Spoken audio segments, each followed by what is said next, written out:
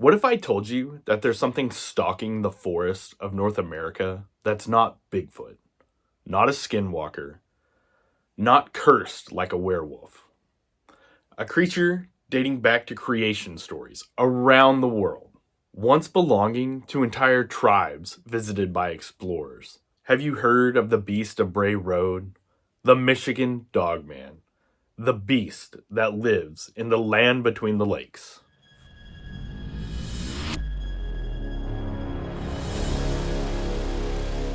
What is Dogman? Dogman is not a werewolf. Dogman is not cursed. Dogman is not an involuntary shapeshifter. Dogman, or cynocephali, was born as a canine humanoid. It's an act of nature, an intelligent half-wolf humanoid. Early depictions portray a much tamer version than what we hear of today. Not this ferocious beast, but just a half-man, half-dog hybrid with a dog head. The Dogman of today is easily mistaken for a werewolf, as someone might mistake a falcon for a hawk. Modern Dogman sightings report similar descriptions: glowing red or white eyes, a tall, muscular build. Some report a very distinct smell. Dogman is usually seen walking on its hind legs, but it can easily move on all fours. Now let's look at the history of Dogman. There was not always just one kind of Dogman, but there was different kinds, similar to how there was different types of werewolves, such as were-hyenas, were-jaguars, were-cats. Dogman entities date back to creation stories all around the world and has been seen on many different continents. There's even stories distinguishing between different breeds of dogs. There is a region in North America that seems to hold not all, but most of the Dogman sightings. So of course, we're starting with the Michigan Dogman. The first documented sighting dates back to 1887, when two lumberjacks in Wexford County reportedly saw a creature with a man's body and a dog's head. Additional alleged sightings have occurred in various locations throughout Michigan, including Paris in 1937, Allegan County in the 1950s, and Manistee and Cross Village in 1967. The now famous Michigan Dogman story gained significant attention after a 1987 April Fool's Day song from disc jockey Steve Cook. Steve Cook worked at WTCM radio station, and his hoax song made many believe that the modern legend is a hoax, while simultaneously uniting others that it is real. After the song was played, the public started contacting the radio station with similar stories or relating closely with the events from the hoax song. The song basically referenced historical sightings of Dogman in the area and said that it appeared on a 10-year cycle, so years ending with a 7, so 1987, 97, 2007, 2017. We next moved to the Beast of Bray Road. The Beast of Bray Road gained fame in the 1980s, specifically 1989, but some reports date back to 1936. Bray Road is located in Elkhorn, Walworth County, Wisconsin. In 1936, the beast was seen on school grounds by a night watchman. The watchman said he saw it digging up an Indian burial mound. This reminds me of Anubis, because people thought it might be jackals digging up burial grounds, and that's why he's related to the afterlife and mummies and stuff like that. In the 1980s, the beast started harassing drivers and leaving claw marks on the vehicles. This is also when animal mutilations in the area were being reported. Today, a man named Lee Hample owns the farm on Bray Road, and he continues to report sightings openly. He's had numerous guest appearances on notable podcasts and YouTube channels. And the one gentleman says, "You know, Lee, the werewolf lives back on your property." And I go, "The werewolf lives back on my property." I said, you're so full of it. Next is Peru, Indiana, in Miami County. This is the circus capital of the world and the winter headquarters for many major circuses. The area is no stranger to reports of paranormal and high strangeness. This area has had multiple Dogman accounts. The two most famous are the 1990 account by a man named John. John reported to Dogman Encounters Radio that a creature entered his campsite with him and his friends, and he found himself face to face with the beast. And his friends ran off and left him. The second story comes from a guy named Brandon Wright, who runs Tinfoil Tales. He went on the Confessionals YouTube channel to discuss the Dogman glitch. The main focus of the story is that when he saw Dogman, he didn't move naturally, and he kind of seemed to glitch or jerk. This Dogman region happens to fall just outside the Appalachian Mountains. The Appalachian Mountains are home to numerous cryptids and a lot of high strangeness. That includes skinwalkers and just the creepiest of old mountain lore. To the west of the Dogman region, we find tales of the Ozark Howler. It's a bear-sized, dark-furred animal with red eyes and horns, dating back to the early 1800s. There's actually a letter from Daniel Boone in 1810, who wrote of wounding a black, horned creature with a terrible howling sound in Missouri. Now let's look at an overview of the area known as Land Between the Lakes and a small history of how it came to be. Land Between the Lakes actually sits at the southern tail of this Dogman region. The area is about 170,000 acres, and if you aren't familiar with how big an acre is, it's about 2/3 of a football field. So about 112,000 football fields, because Americans will literally use anything but the metric system. It's 267 square miles or 691 square kilometers. The area is located in western Kentucky and reaches down into Tennessee, bordering very close to Illinois and Missouri. Before it was Land Between the Lakes, it was known as Land Between the Rivers and home to about 4,500 families that were actually removed between 1935 and 1969. In 1933, the Tennessee Valley Authority, or TVA, not the one from Deadpool,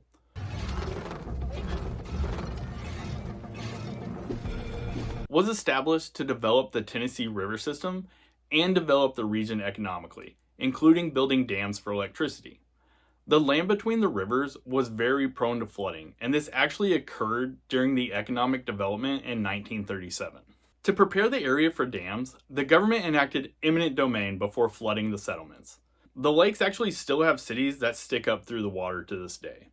The rumors are that some families removed the wood from their houses and left chimneys, and then other people say that the residents were brought to public meetings, and while they were there, the government burned down their houses. Many of those families also had cemeteries on the peninsula. There's about 270 known cemeteries, and you can see them literally everywhere. There's also points in the lake where cemeteries still stick up, such as Cemetery Island. The two main dams that create the lakes are the Kentucky Dam, built in 1944, and the Barkley Dam, built in 1966. The lakes that are created are absolutely massive. Kentucky Lake is about 184 miles long, starting from the Tennessee River, while Lake Barkley is 134 miles long, starting from the Cumberland River. In the year of our Lord 1963, JFK established the area as a national recreation area through the Outdoor Recreation Act. This designation was meant to help boost the area's economy instead of making it a state park or a national forest. This meant that it still allowed hunting within the park. With the Recreation Act, the government expected a large tourist attraction. It wouldn't be as focused on conservation as other areas, but it still has some areas in the park that's set aside for this. The actual area of land between the lakes is located between Grand Rivers and the Barkley Canal to the north, down to Highway 79, cutting through Dover, Tennessee at the south. The Woodlands Trace National Scenic Byway is the main route moving through the center of the peninsula. It is 43 miles long, runs north to south, and is usually referenced as just the Trace. Trace references Buffalo Trace, or a winding road that mimics the winding path of a buffalo or bison. Depending on where you are, it's buffalo or bison. We have the Buffalo River, so. Land Between the Lakes has three main welcome centers, or populated area. The North Welcome Center, the South, and the Golden Pond Visitor Center. These also correlate to the main entrances into the area. The Trace from the north, Highway 68 through the middle, and Highway 79 across the bottom. The area is home to a pretty standard array of predators and wildlife. Predators include coyotes, bobcats, foxes, hogs, and small to no population of black bears. There's maybe one currently roaming around, but that's not verified. There's also no verified population of cougars or mountain lions. The eastern mountain lion was declared extinct in 2011, so there's really no large predator that would dominate the area.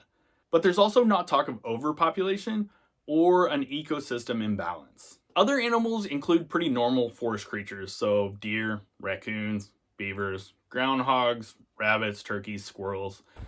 I actually saw plenty of deer and turkey while I was there. I saw a coyote, bunch of eagles, bunch of hawks. Pretty normal stuff.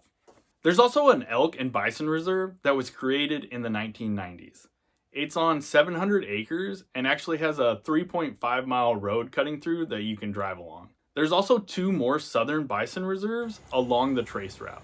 Just a small note on the cave systems in the area. Kentucky is the 3rd highest state when it comes to cave systems, with Tennessee being number 1. Tennessee has over 8,350 registered caves with an estimated total of 10,000. Kentucky has over 5,000 known caves. And second place is Missouri with about 7,500 recorded. Kentucky is home to Mammoth Cave, which is about 100 miles away from Land Between the Lakes. It's 426 miles of cave that goes up to 400 feet deep, 122 meters, and it's constantly expanding due to the underground river. The area of Land Between the Lakes, or rivers, was not settled by Europeans until the 1750s, and it became the 15th state in 1792. Before that, Kentucky was home to a few different Native American tribes, including Chickasaw, Shawnee, Cherokee, and the Yuchi. The area was visited and explored by a few different Europeans, and then colonized around 1775. In the 1540s, Hernando de Soto, a Spanish explorer, came through the general area on his expedition through the southern regions of North America. In 1680, La Salle, a French fur trader, made his way from Canadian Fort Frontenac down to New Orleans. The first surveyor in this area was Dr. Thomas Walker, and he was with the Loyal Land Company in 1750. He was also credited with finding and naming the famous Cumberland Gap. But he's headed west from the Cumberland Gap to Johnson City, Tennessee. Then in 1769, the famous frontiersman Daniel Boone started the groundwork for westward expansion in the area. The first real non-Native American settlement came in 1775 with the Transylvania Purchase. It was a colony-sized area that was purchased from the Cherokee, just beside the area that would be known as Land Between the Lakes. The Transylvania Company then hired Daniel Boone to create the Wilderness Road, starting in Virginia, through the Cumberland Gap, and into present-day Kentucky. Boone established the first settlement and fort, known as Boonesboro, and became one of the first settlers in the area. Fort Boonesboro would later be attacked in 1778 by British-aligned Shawnee, Cherokee, and other tribes from the area. That's the overview for Land Between the Lakes. Now let's move to some experiences that people have had within the park. The most famous incident of Dogman or Bigfoot in Land Between the Lakes comes from a guy named Martin Groves. Martin, to this day, continues to be the subject matter expert on Dogman and Bigfoot in the area. He's had multiple other encounters since his first. Martin is a retired law enforcement officer from Tennessee, so at the time, he was an active law enforcement officer.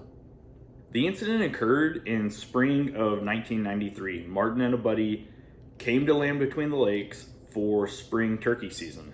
They went to the southern area known as Devil's Backbone. There's a few trails there, some camping, so they were kind of off the beaten path, camping out. While Martin was out hunting, he ran into another hunter that he didn't know and talked to him for a little bit. And before he separated from that guy, the guy let Martin know that something weird had been going on in his camp already, and to just kind of be on the lookout. Something was around his campsite. You know, maybe it was a predator of some sort trying to get in there looking for food. When Martin was heading back to his campsite, he started noticing that he was being followed by something. He would do the stop, and then he'd hear a couple footsteps from around him. So he was very alert, and, you know, again, he did not believe in Bigfoot or Dogman at this time. So he's just thinking it's something in the woods. You know, maybe a human, because humans are terrible also, or a predator or something that's following him. He gets back to the camp and he thinks he's just gonna go talk to his buddy about the hunt that day, whatever. But the guy at the camp has also had a strange encounter, and they kind of talk about it, and he was kind of followed back also. Strangeness was already going on. Later that night, that's when the incident really occurs that everybody knows about. There was multiple probing attacks where something was kind of around the perimeter of the camp. And then just almost like a full-out attack occurred on the camp with these things, throwing rocks from up on the ridge line, trying to get into the camp. They were fairly close from what he says, behind trees and stuff like that. Of course, they have guns drawn, ready for this. It keeps escalating, and they pretty much, you know, tear butt out of the camp and are like being chased by these things. There's some arguing going on between the two, between Martin and his friend of, hey, we need to report this. No, we're not reporting that. We're getting out of here. They end up going to the Southern Ranger Station, and it's just chaos there. There's multiple rangers running around. There's news crews, so something's going on there. Martin goes in to report it, and the rangers just blow him off. Like, whatever, man, you're being crazy. That's not a thing. And apparently there had been a death that evening, which Martin kind of leads you to believe was from a Dogman Bigfoot encounter somewhere else. It seems very hush-hush on the camp rangers' part, that it's like a government cover-up if there was something going on. They didn't want it to get out, so they kind of brushed Martin and his friend off. I went to the Southern Ranger Station, and I didn't see any rangers. There was just this nice old lady at the counter, and she gave me a map and told me I could pretty much park anywhere as long as I wasn't blocking traffic. So for there to be multiple rangers there, something pretty serious would have had to have happened, since the only time I've seen a park ranger is at a gas station before I went into Land Between the Lakes. Since then, Martin has written multiple books on the incident. You can see his videos at conventions. He goes on podcasts and talk about it. He's had other instances and encounters since then, and he's kind of gotten to the point where he thinks Bigfoot is like the translucent being, like a Nephilim. Oh, wait a minute. Oh my. What the is that? Oh my gosh. I'm seeing like a head and shoulders and a body. This thing looks huge. You know, but it's also almost translucent. I wonder if this thing was maybe moving through the camp in a strange way or really fast. And he goes into like giants in Kentucky, portals. So he's kind of on that end of the spectrum. Whereas, you know, like the 90s used to be, there's Bigfoot, there's paranormal, and there's UFO sightings. Like none of it mixes, where now you're kind of seeing it's all tied together. It's not a separate thing. Like during the 90s, I remember watching Bigfoot shows, and it was, you're hunting an ape, like a humanoid ape figure. And now it's like, well, you know, Bigfoot could be like a spirit and he controls Dogman and they use portals to get around. So it's really changed since then, and he's kind of leaning more towards that way. So along with those new theories that Groves has, he also thinks that Dogman was actually a werewolf from France. So there's a French beast of Gévaudan. I don't know if I'm pronouncing that right. Don't hate me. So basically there was a werewolf attack in France in the 1760s. And that bloodline came to the United States to help fight in the Revolutionary War. And then that bloodline stayed here, and that is now what we are seeing. I researched this. The only French officer that is really known, once you start Googling, is Marquis de Lafayette, which is, he has a character in the movie The Patriot. That's who he's based on. And he did receive 11,500 acres in Kentucky. But the research also says he never came here. I think Groves mentions that he brought a bunch of his cousins, and his cousins stayed, and that's where the bloodline came from. He's very hush hush about it. Like, he starts talking about it, and then he's like, "Oh, I better not say any names." But if you Google, French soldiers that fought in the Revolutionary War, there's really only one that pops up, and he mentions that it's, it was a big name in the area. And I don't know much about France or how the regions work, so I don't know if Lafayette was from the same area as Gévaudan. I'll put that word up here because I'm sure I'm butchering it. So he's gone also from not just Dogman to believing that it was a werewolf. Another famous Dogman encounter is the 1982 massacre. This is more of like an urban legend type. It wasn't until recently a guy named Roger came out and said that he was an eyewitness to the incident. And he also doesn't like people using the word massacre, which I think is a little insensitive also. So I'm just going to say the 1982 incident. In this incident, a family was camping. Dogman came to their campsite and pretty much shredded the family. It was mom, dad, son, daughter. The mom, dad, and son were found near the campsite, and then reportedly the daughter was found in a tree nearby. And then I think Roger said that the Dogman was found in the tree. But that story was around for quite a while before Roger came forward saying he was a family friend that was there and he witnessed the whole thing. I don't know. And then with that story, a lot of people reported law enforcement were at the campground, military showed up, men in black, stuff like that was going on after the incident, which also led to a cover-up type situation. There was no eyewitness for this for a long time. There's no documents on it. There's no records of the incident. People have looked for death certificates. And there's not even an exact location. So I saw a source that said it was Demumbers Bay up north.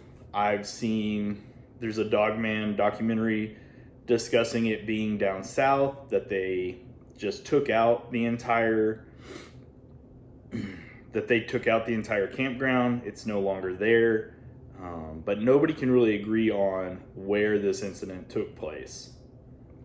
So along with the 1982 incident came some stories written in the third person.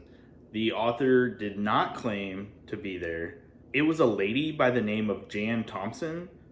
So she was a gas station attendant, and she saw these officers come in after the 1982 incident occurred. She basically details it out in this third person narrative. It's very detailed of the interaction with the police, almost to the point of being overly dramatic maybe, or too much detail. If you get on Reddit, people just don't believe that it was an actual account. Maybe she took the urban legend and ran with it. She was an aspiring writer, and she just did what writers do and embellish and take this story and make it into something that is a really good read. But that's kind of the other famous aspect of the Land Between the Lakes incidents. But the main ones being Martin Groves and the 1982 incident massacre. Insensitive probably to say that. If my family was massacred, I probably wouldn't want to keep hearing that word.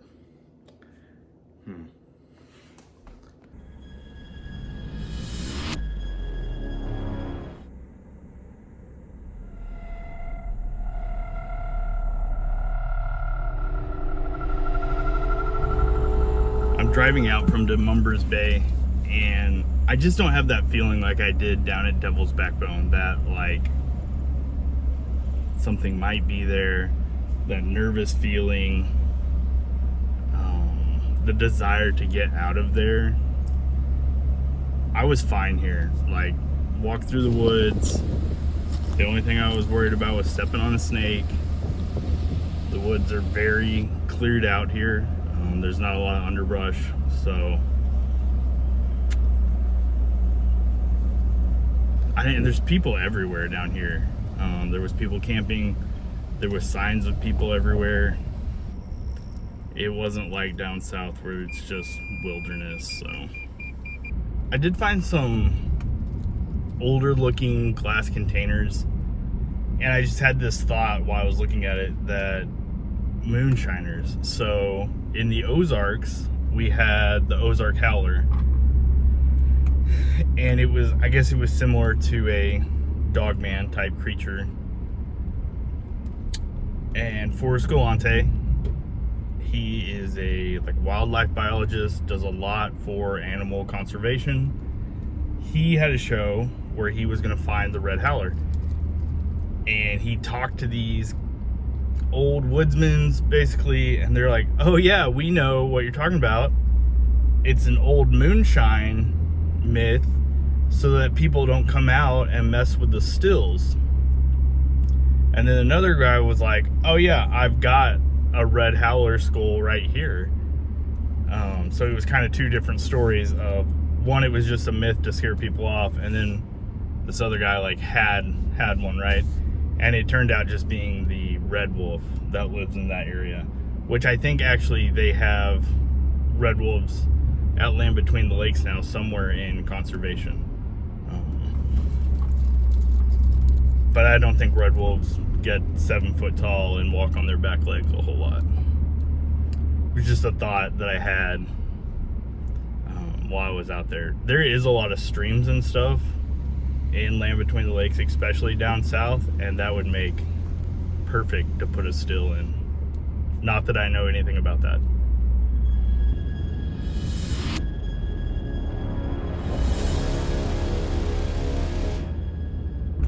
We are on the trace route at Land Between the Lakes. We are headed down south to the Devil's Backbone area. It was really made famous by Martin Groves and his encounter with Bigfoot, Dogman, multiple things going on down there. The plan is to hike in, set up a game camera, and see what we get. Coming out here alone was probably not the best idea. Okay, I got that. Understood. There is, in the pit of my stomach, just some nervousness. There's wildlife out here.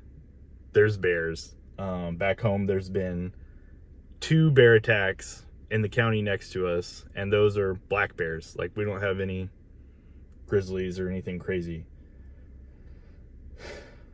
So just, I mean, I'm just a hair nervous. I'm pretty far out here alone. So, also I was gonna wear a GoPro on the trail, but somebody forgot to put an SD card in it, and now we're like an hour and a half away from where the SD cards were. I just got out of the truck, and there's another cemetery sign. Like, this place is legitimately covered with cemeteries. I don't know the last time I felt so far from civilization.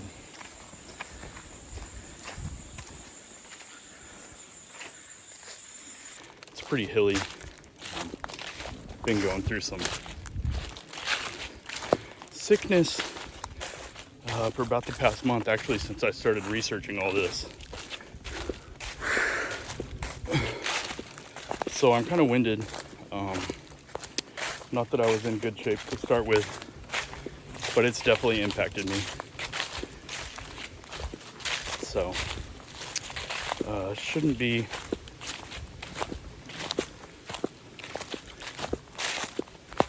more than a mile now, though. So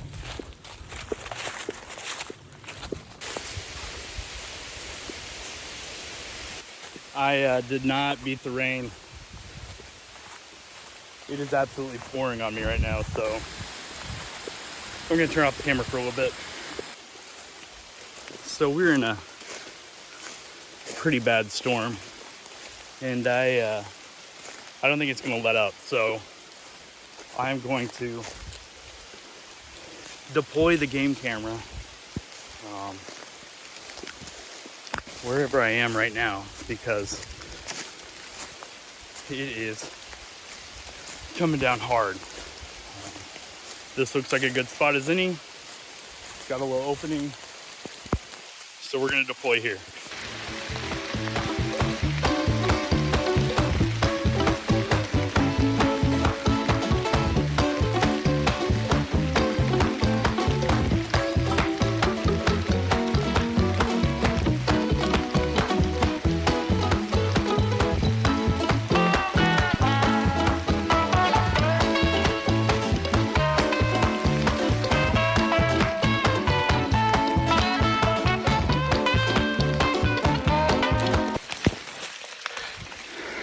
It's letting up a little bit, but so this is the area the camera can see. Just this little opening right here coming up this ridge line. We're about 200 yards off the trail. Not that I think anybody's gonna come down here this week anyways, but that's where we got it set up. It is still pouring down. Let me tell you a few reasons this is a horrible idea, right? So the trail has little washout points, so if it came a gully washer, I could get flooded in here. I can't hear anything moving around me because the rain's hitting the leaves. I couldn't smell anything if it was close enough. Not that human smell is that good, but guess what it is, dog? Dogs can smell really good, so I can't hear anything, see anything, smell anything. And any predator in here is still gonna be able to track me. So I'm out of breath, I'm coughing, trying to hustle back. I don't know, maybe I'm still half a mile, maybe? We are at the Elk and Buffalo Reserve. They have like a drive path you have to pay to get in, but then they have these little areas you can walk up to. There was one up on the hill, but there was a family park there and I didn't want to get out and ruin their day. But there was a herd up there that they were looking at, so I came down here. I don't know if it's because I'm out here shooting high strangeness stuff and my mind's just playing tricks on me, or... So I was walking back to the truck and I heard knocking. Like something was hitting a stick on a tree. I heard it 3 times. And then I turned the camera on. And now I don't hear it.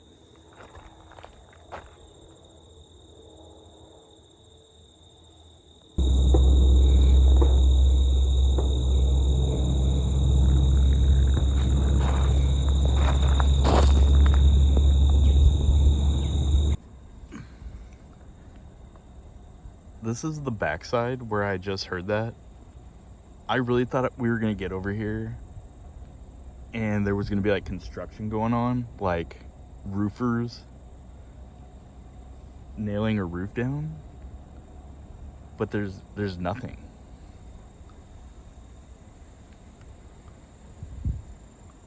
There's one family that's kind of behind me that we passed at the beginning, but there was nobody else there.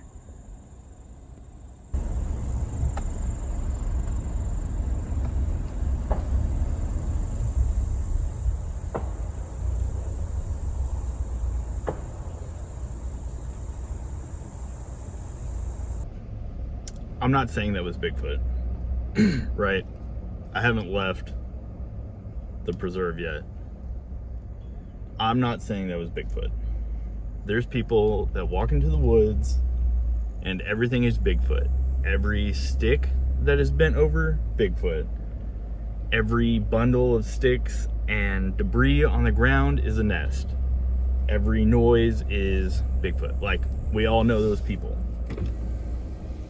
I'm not saying that was tree knocking. I'm saying it was interesting. And you know, maybe I wouldn't have even heard it if I wasn't filming what I'm filming, you know?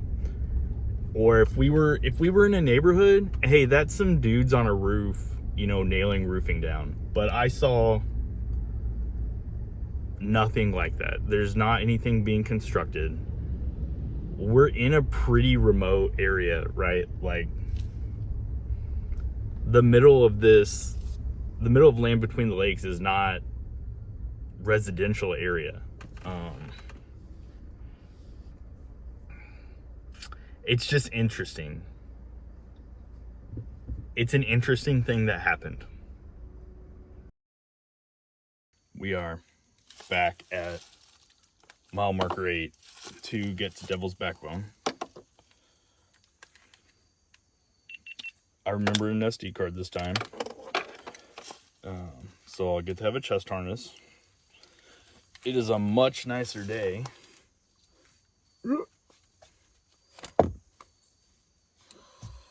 So, seen a lot more activity out. Just people in general. So that's a positive sign. Yeah, so we're gonna go do this and see how it goes.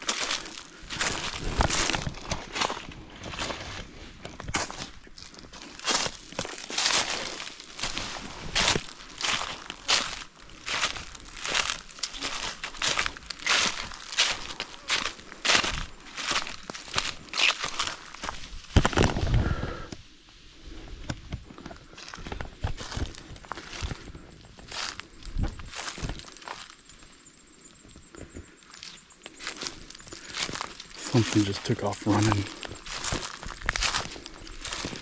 Sounds like a deer, because it was fast.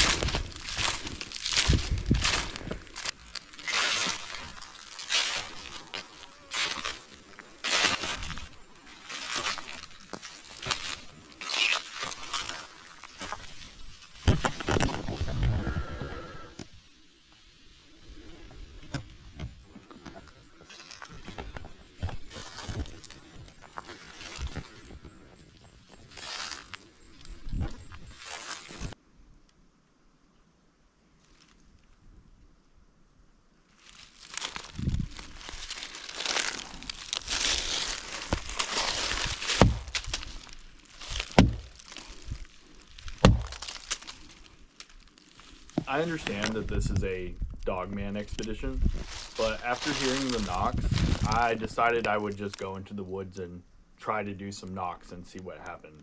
There's been Bigfoot sightings in the area, and there's also been Bigfoot associated with the Dogman encounters at Land Between the Lakes.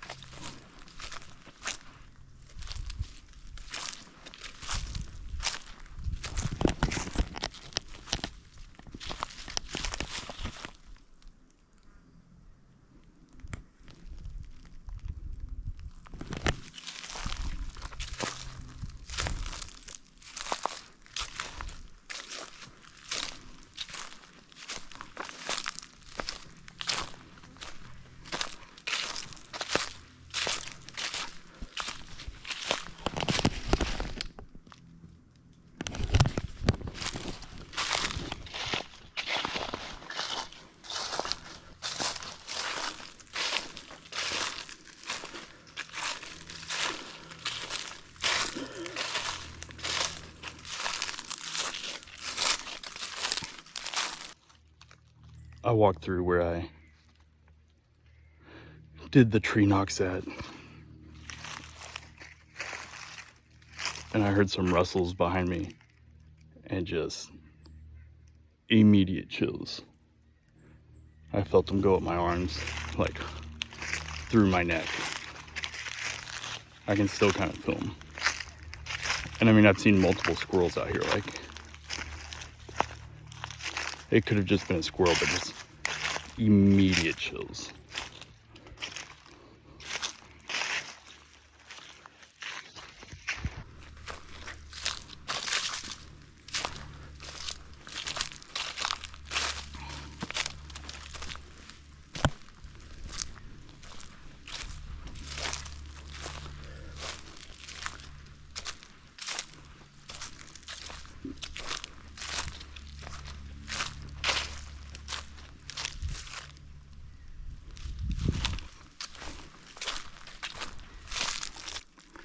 It is so quiet.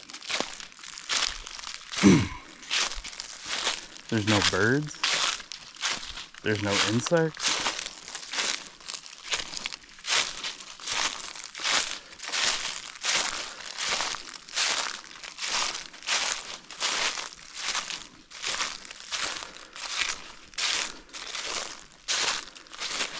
All right, I just took the SD card out and put it in. So we are gonna pull up and see what we got.